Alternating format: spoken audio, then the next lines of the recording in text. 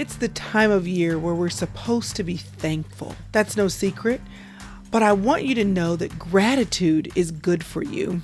Let's talk about it.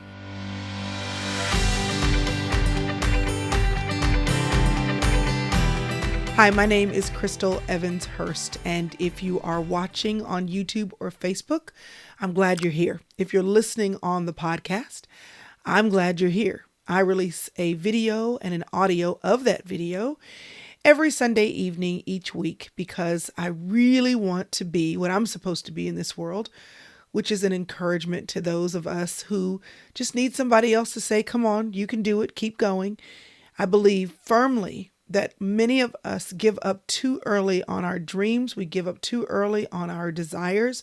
We quit too soon simply because we needed encouragement and there was no one to give it. So since the internet allows me to do that and technology allows me to spread encouragement, that's what I want to do. So I'm here every week doing that. I want you to know that not only am I here every week doing that, but I've been here doing that for a long time. I've been podcasting for 8 years. I have been on video for the last 3 years. I write, I speak, do all kinds of things. And I just wanted to give you a heads up that in a couple of weeks, I'm taking a break. In December, I'm going to give my team a break. I'll be sharing videos, but just recording them, no editing, no nothing, just putting it into the world so they can rest. And then in January, they're going to put out some archived content so I can rest. So for December and January, there'll be great content. Our rhythm will just be a little bit different. So if you're listening on the podcast, there will be no podcast audio episodes released for December and January. So come on over to YouTube. We'll be releasing videos only on YouTube for December and January because everybody needs a little break sometimes, don't they? And I think it's about time that I take one. But before I take that break, I didn't want to leave you before the month of November was over because there's a couple of things that I think are super important for me to share right now. Y'all know what time it is. You know that it's time for us to get out that turkey and to, whether you fry them or bake them or saute them or fillet them, whatever you do, to eat some of that, some sweet potatoes, macaroni and cheese. Maybe you do mashed potatoes, green bean casserole, pecan pie, pumpkin pie, sweet potato pie, banana bread, banana pudding, ice cream, pound cake, soda, sweet tea, stuffing, you name it, Brussels sprouts. We even have that too. We got it. We get full, don't we? We have recently been in the Inner Circle membership, which is a membership for people who want to, women specifically, who want to hear more from me, get content that will help them grow, find community that will keep them encouraged, get behind the scenes and extra content so that there is an encouragement to living life well. We have been doing a 21-day gratitude journey. And every day for 21 days, I dropped in and shared a short audio to encourage the women towards gratitude. And then there was a course that went with that. Easy peasy, no big deal, but something for women to do to engage with the principle of gratitude in their life. Downloadable PDFs, questions, extra content. Why did we do that? Because I realize that while gratitude is something we know we should do, it's something being grateful is something we know we should be. Sometimes we forget to do the thing. And that's really what happens in life. In this information age, there are very few things we don't know or can't get access to the knowledge for. Gratitude is everywhere. We've got gratitude journals. We've got gratitude prayers. We've got gratitude artwork for our homes. We're reminded all year long to be grateful, to have a practice of gratitude. And then, of course, November comes and stacked on top of the turkey and the sweet potatoes and the green bean casserole. If we haven't been grateful all year, we're grateful then. We understand gratitude is important. But I want to encourage you to think about why gratitude is good for you. We know it's something you should do, but what if it's something that's for you? What if it feeds you? What if your gratitude can actually fill you up to overflowing? It's worth it to take some time to think about this. For many of us, not all of us, but many of us, gratitude is not natural. It's not our first natural response. When we don't get what we want, our first response often is frustration. It can be envy. It can be anger. It can be disappointment because we want what we want, and we've been wanting what we've wanted since we were 2 years old the first time you threw a tantrum. We like to have things the way we want it. Like Burger King says, have it your way. But if you learn and grow as you go through adolescence into young adulthood and continue on, you start to realize that certain responses not only aren't acceptable, because somebody probably told you to get up that floor when you were 2 and had a tantrum, but they're actually not culturally receivable. It's clear.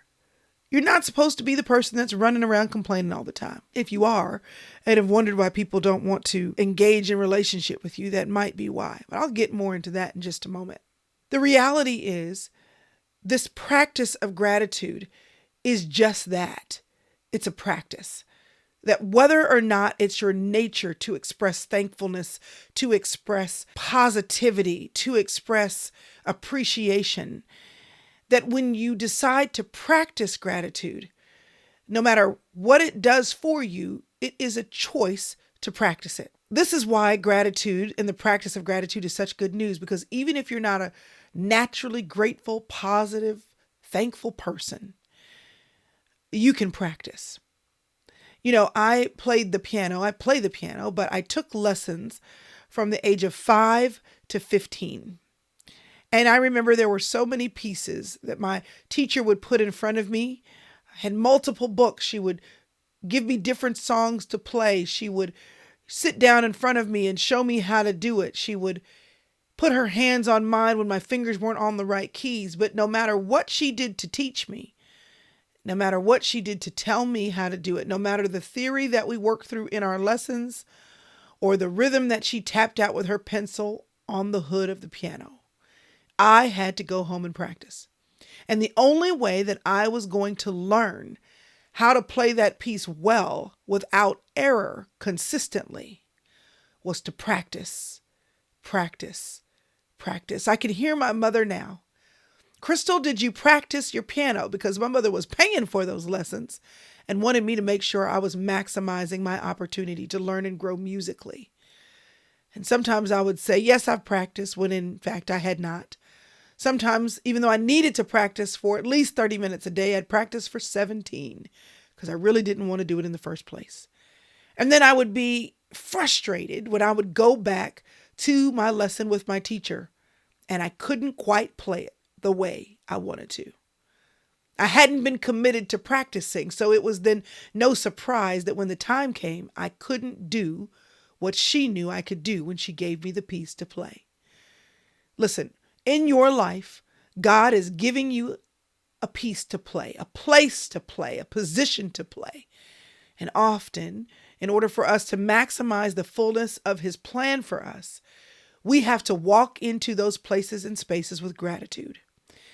And in order for you to be ready, you've got to practice. Yes, you've got to practice the skill for where you're going. Yes, you have to get the learning for where you're going. Yes, you need to seek God and develop your maturity in the spirit for where you're going. Absolutely, you need to know God's word 100%. You need to show up and take advantage of opportunities and maximize your potential. Absolutely. And so why do you think that anything else that God would have planned for your life that requires your practice and preparation, if everything else requires that, why would not your gratitude as well? Because again, for most of us, it's not a natural approach. But you can practice. And if being grateful does what I believe it does, which is it opens doors that you didn't even know existed, that it creates space in the places in your mind and in your heart for you to fill up with that space that's created from gratitude, for you to fill up with enjoyment and fulfillment and commitment to those spaces and places that you care about. What if the practice of gratitude carves out a greater capacity for you to receive? This is what gratitude does for me with my children. It's the ones that show gratitude that I want to do more for. It's the ones that say thank you, that I am soothed into relationship with. I love them all the time, but gratitude does something to me. What if your gratitude does something to you? Or better yet, what if it opens a door for the God who loves you to pour out more blessing? And by blessing, I don't necessarily mean anything material. It could be. But what if it's just your satisfaction in who you are, the satisfaction of the life that you have today? It could be a variety of things. My mother used to always tell me, she told all 4 of her children, even my dad, she would say, you've got to stop and smell the roses. That's what gratitude is. It doesn't notice the roses and keep going. It doesn't slow down and point them out and state the fact of them. It stops the car, gets out, and absorbs the fragrance and appreciates the color and admires the beauty. Stopping to smell the roses takes it all in. And it also means it gives you the space to be thankful for what you see, smell, and maybe even touch with your hands. You got to pay attention to whether you're practicing more grievance than you are gratitude. Let's just be honest. Gratitude, we're supposed to do it. But what if you just don't feel like it? I mean, what if there's nothing in it for you? Well, this is what I want to tell you about today, because there definitely is something for you.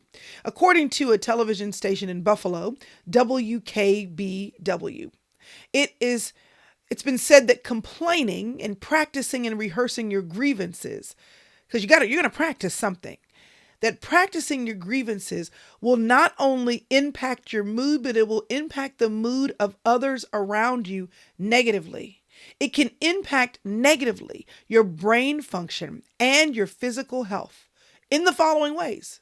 Every time you complain, your brain rewires itself.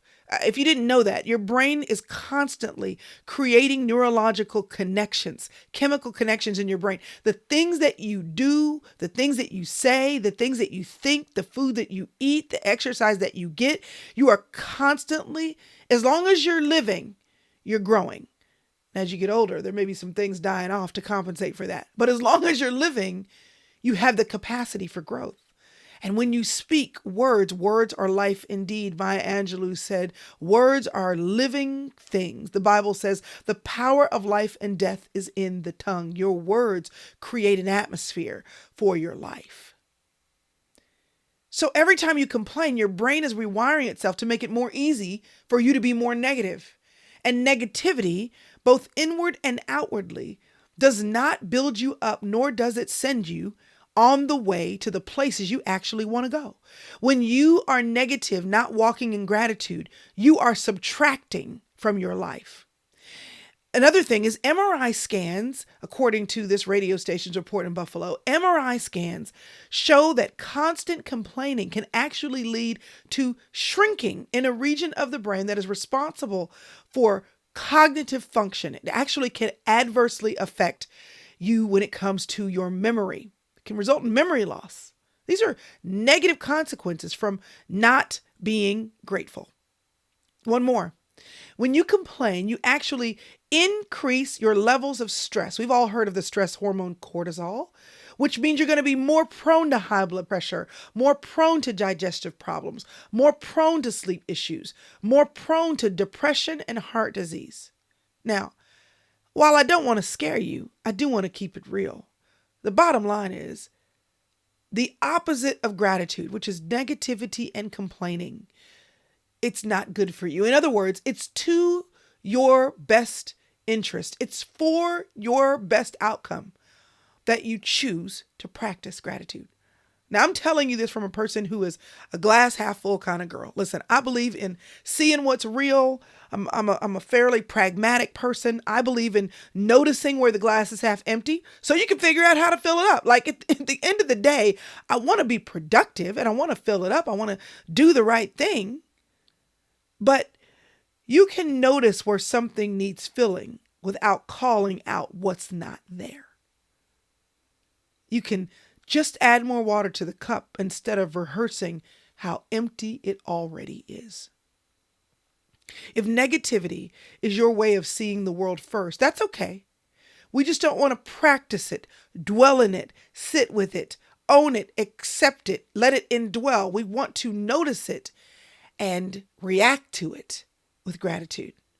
Here's why gratitude is so important. There are physical benefits of gratitude.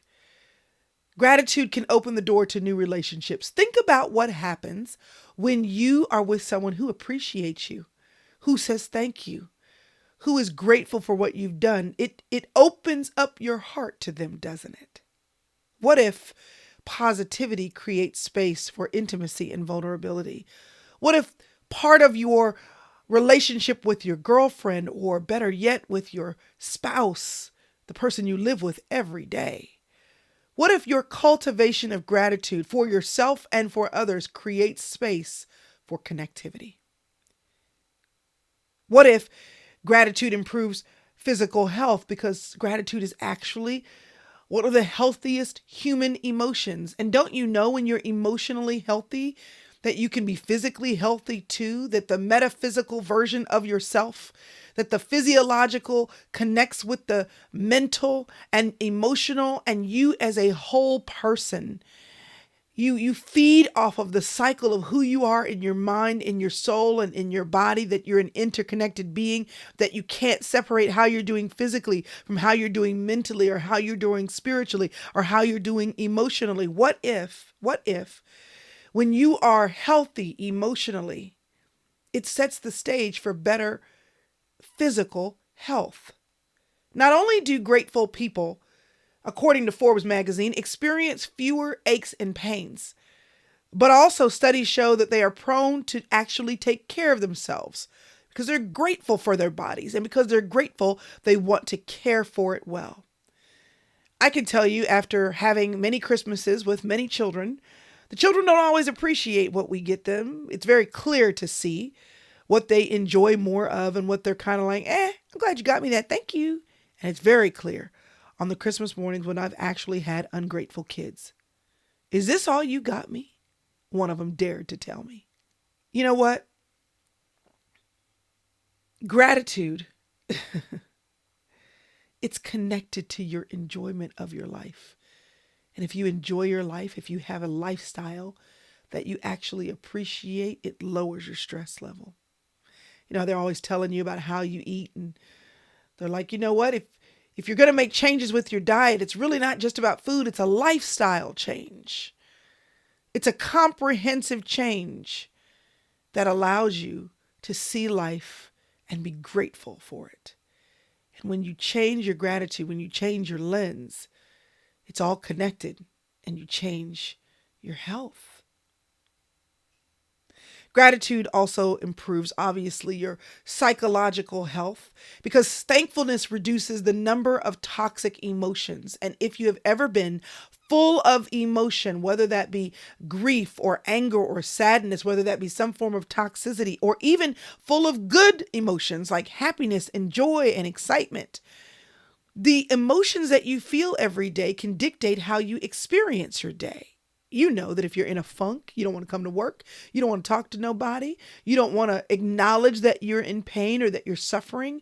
This is why one of the most important things you can do is to go to someone, a friend, a husband, be honest, to talk it out so that you can get those toxic emotions out of your system and create room for gratitude to reside.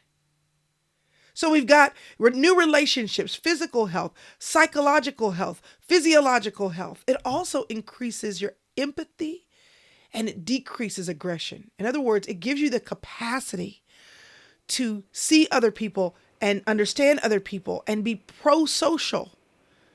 It allows you to be less aggressive. And again, both of these things come back to good relationships. Gratitude can even cause you to sleep better. Who would have thunk it? Gratitude can help your self-esteem. Gratitude can increase your mental strength, which then can help you to overcome trauma. Like, resilience is what we're talking about here. Gratitude, because it changes the way you see things, it helps your resilience. It gives you a greater bounce back because you're not going to allow the negativity or the things that didn't quite go the way you should to dictate how you live. Resiliency is what causes you to keep going when someone says no. Resiliency is what causes you to choose to love again when one relationship was bad. Resiliency is what you choose to focus on when you decide not to let that one pink slip keep you from trying for the next job. Resiliency says, I will get up and try again because I believe that there's something good here for me. And that becomes easier to believe when you're grateful. According to AnnGradyGroup.com, gratitude affects your brain at a neurological level, and the practice of gratitude reduces the cortisol hormone by 23% and increases serotonin and dopamine. These are the neurochemicals that are often found most in antidepressants. So practicing gratitude and recognizing all that you have and saying, thank you, I'm so grateful. It sets you up for joy. Perhaps this is why God tells us in the Bible, give thanks in all circumstances. Key word is in. He doesn't say give thanks for all of your circumstances. He said give thanks in all of your circumstances. You know what that means? You can be in circumstances you don't like and still be grateful. You can say, I don't like what's happening, but I'm going to say thank you that it's happening to me right now because I'm going to believe that something good is going to come out of that. That's gratitude. That's resilience. I know that it's difficult. I know that life can be hard when you're brokenhearted, when you feel like you're struggling with provision, when you feel alone. I get that. But even in those circumstances, give thanks. I recently released a planner. If you want to check it out, you can go to crystalevanshurst.com/planner. One of the things that I put on the weekly spread each week is a box for gratitude. I know a lot of planners have this. You've probably seen it, but it's a space where you say, I'm choosing intentionally, proactively to say thank you. Some of you I know keep gratitude journals. You write down something every day you're grateful for. That's awesome. Some of you make sure you give thanks to God in prayer every day. That's awesome. Some of you are like me and you jot down something to think about all week, and that's awesome. The point is, it's not about how you do it or where you do it or what paper you do it on. It is about the fact that you choose to give thanks in all circumstances, even if you're not grateful for them. Gratitude honors God. Gratitude creates fellowship. Gratitude, especially in difficult times, can increase your faith. Gratitude serves others. Gratitude even opens the doors for people who maybe have been skeptical about faith because they see God's goodness in you. The world is all into gratitude right now, y'all. Everybody's talking about gratitude. God talked about it first. And he knew what he was talking about when he told you to give thanks in everything. So yeah, this season of Thanksgiving, it is the season where we think about gratitude, where we might even say a prayer or two. My question is, have you chosen to live this way? Every day, every week, every month, not to pressure you, but to remind you that if gratitude keeps you healthy, it adds years to your life. I want you to be grateful because it's the right thing, but I want you to be grateful because it's good for you. So I want you to take some time to think about what you've been saying about your life or your circumstances. Have you been grateful or have you been airing your grievances? Are you seeing the glass as half full or are you seeing it as half empty? And how do you think your life would change if you chose to be more intentional in cultivating the practice of gratitude in your life? I wanted you to think about that, and I want you to drop it in the comments. If you are watching on YouTube or Facebook, if you're listening, you can go to the show notes for this episode and tell me there exactly what you think. I'd love to hear from you. But I want to leave this episode, my next to the last one for 2022, with some specific and practical ways for you to engage in this practice of gratitude. When you wake up every morning, tell God thank you. Try to list at least one thing a day. Go up to 10 if you can, of things that you can be grateful for, no matter how small, how big, or how silly. You can choose to be grateful by sending a text message or a voice message or even a physical card to a friend and telling them, thank you for being there for me. Thank you for always being my friend. Thank you for showing me how much I am loved. Thank you, thank you, thank you. Let them know you appreciate them. Maybe you go with blank cards the next time you go to the grocery store, and whoever checks you out, they get the card. Showing people appreciation is important. Stop and smell the roses. Take time to notice the beauty in God's creation and know that when he painted the skies, he was thinking about you. You ought to try taking a break from complaining, like literally saying today for the next 24 hours or the next 48 or 72 or whatever works for you, I'm not going to say not one negative thing.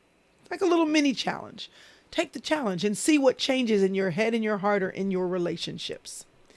You can thank your garbage collector. You can thank the grocery store clerk. You can thank your mother. You can thank your aunt. You can thank your children. You can thank your neighbor. I want you to think outside of the box and think, who could I share a good word of positivity with? Because you never know what's going on in people's lives. Just like you struggle to be grateful because in your life you're having a bad go of it. Well, what if someone else is having a bad go of it too? And this is how we become better together, y'all. Because I believe that everyone, but especially the girls who understand about being in this great sister circle that we have, we understand you can be my sister or brother, and I don't really know you, but I can still lift you up. So you think about what you could be grateful for and the words that you could share with other people. You can post scriptures or encouraging words or comments or quotes around your home so that positive vibes are filling you every turn, giving you words that settle down into your psyche that you find yourself later regurgitating because it was in there somewhere. But put things on your wall to remind you of what you're grateful for, right on your mirror with a lipstick. Give your neighbor a gift card. Let her run through Starbucks or give her a gift card to get some DoorDash brought to her house. Let those in your household say thank you. I can't tell you how many times we want our husbands to honor us or our children to honor us. And really, when we talk to them, we're not honoring. Stop waiting on someone else to start. You be the one. It's time for us to move into Thanksgiving, the week of Thanksgiving, if you're listening to this when it comes out. And I know that you're going to give thanks this week. I know that. But if you know that most of the year you haven't been doing that, and you understand that gratitude is important, God requires it, but whether or not you do it, when you do it, it's good for you. I hope you think about my questions, and I hope you share them in the comments below, because half the battle is won when we say it out loud. Are you a grateful person? Do you understand the beauty that gratitude can bring to your life? I hope you do. And if you don't, I hope as you tackle the negativity that's in your brain and in your heart, that you would make room for the spirit of gratefulness that wants to reside there. And like I said, y'all, now I'm here this week and I'll be here next week before the break. I hope I get to see you again. And if you're here for the first time, go on and stay a while. Hit subscribe on YouTube. Follow me on Facebook. And if you're listening on the podcast, make sure you're subscribed anywhere that podcasts go: Apple, Google, Stitcher, Spotify, Pandora. I'd love to talk to you about something else next week, and I'd love to meet you here. But in the meantime, make your list. Be grateful. Practice being thankful. And know that when it comes time for you to actually play the main character and the main melody of your life, maybe the practice of gratitude will be with you and help you to experience those places and spaces in the best way that you can as you live. All right, y'all. I'll see you next week.